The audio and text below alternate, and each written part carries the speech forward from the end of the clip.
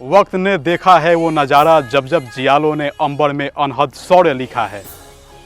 क्या माप बताऊं उनके कद की, जिनके सामने ऊंचे पर्वतों का भी कंधा झुका है। शुद्ध सुंदर अति मनोहर मन, वंदे मातरम, वंदे मातरम। अपने जाने जिगर भारत को आज़ाद हुए 75 साल हो गए हैं।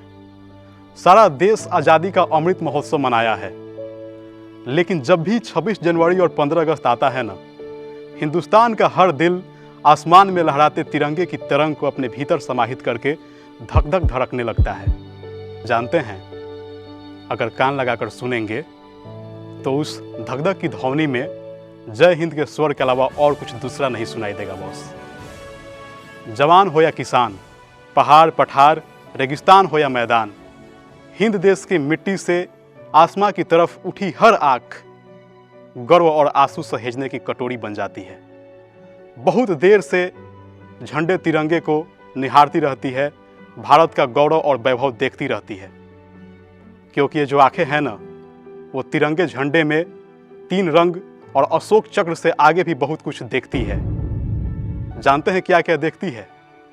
अनगिनत कुर्बानी देखती है, शहादत की निशानी देखती है, त्याग बलिदान की अमर गाथा और न जाने कई कहानी देखती है।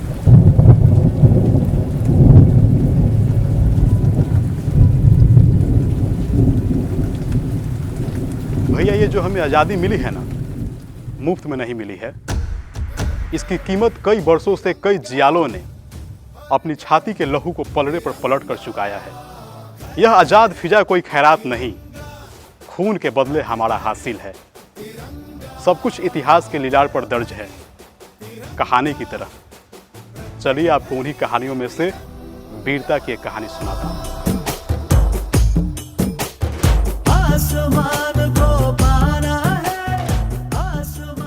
द्वितीय विश्व युद्ध में अंग्रेजों ने हमारे समर्थन के बदले हमें आज़ादी देने का वादा किया था, लेकिन ऐसा हुआ नहीं।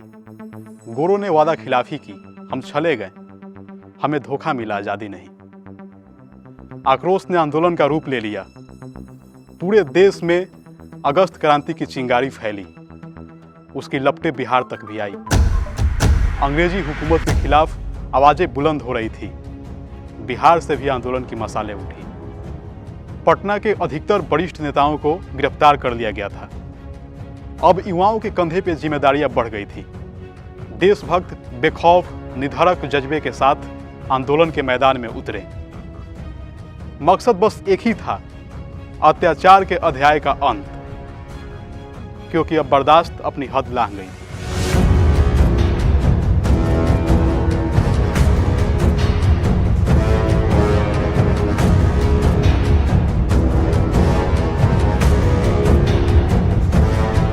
ग्यारह अगस्त की सुबह एक इरादे के साथ आई।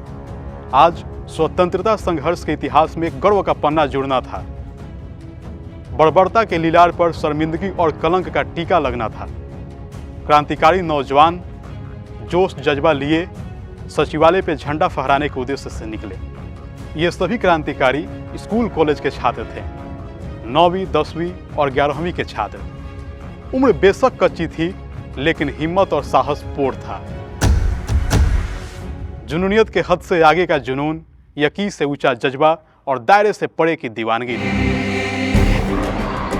अभियान का नेतृत्व कर रहे थे देवीपद चौधरी। देवीपद बाबू अपने साथियों के साथ सचिवालय की ओर बढ़े। पुलिस ने रोकना चाहा, लाठियां बरसाई, लेकिन वीर लड़ा के रुके नहीं। आर या पार मन में ठान लिया गया था, रुकने का कोई सवाल ही नहीं था। अंग्रेज अधिकारी WG आर्चर ने गोली चलाने का आदेश दे दिया। सभी क्रांतिकारी आगे बढ़ रहे थे, छाती सामने थी और छाती में जो ताव था वो कदमों को आगे बढ़ते रहने की प्रेरणा दे रहा था, ऊर्जा दे रहा था।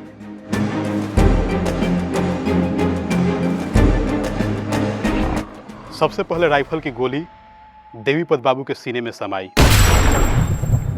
देवीपद बाबू लड़खड़ाए। अब तिरंगे को पटना जिले के राम गोविंद सिंह ने थाम लिया था। कुछ देर बाद जमीन पे लहू की मात्रा बढ़ी। धरती को राम गोविंद बाबू का लहू भी नसीब हुआ। अब तिरंगे को पटना जिले के ही रामानंद बाबू ने संभाला था। लक्ष्य बस कुछ दूरी पे इंतजार कर रहा था।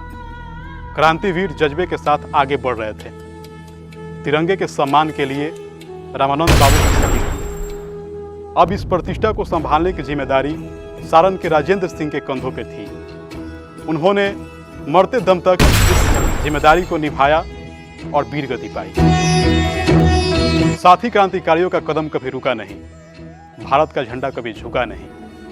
तिरंगा हाथ में लिए औरंगाबाद के जगपति कुमार, भागलपुर के सतीश प्रसाद झा और सिवान के उमाकांत सिंह उर्फ रमन बाबू लक्ष्य तक पहुंच चुके थे। जगपति कुमार और सतीश बाबू को गोली लगी। भारत माता के बेटे माई के आंचल में सो गए। राष्ट्र की पगड़ी संभालने की जिम्मेदारी उमाकांत जी ने अपने कंधों पर ले लिया। बात तिरंगे के आन बान शान की थी। जिम्मेदारी बड़ी थी लेकिन पूरी हुई।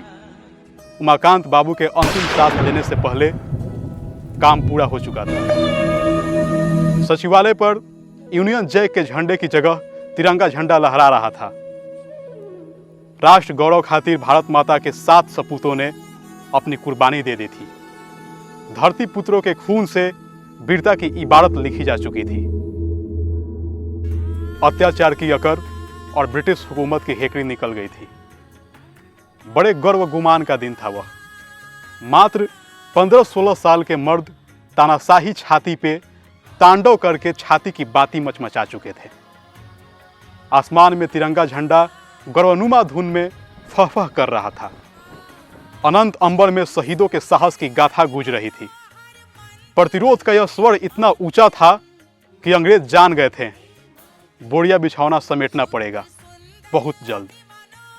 मातृभूमि को अपने लहू से सींचने वाले शहीदों को नमन, धरती पुत्रों को भावभीनी श्रद्धांजलि। विश्व विजयी शत्रु विजयी मंत्र वंदे मातरम।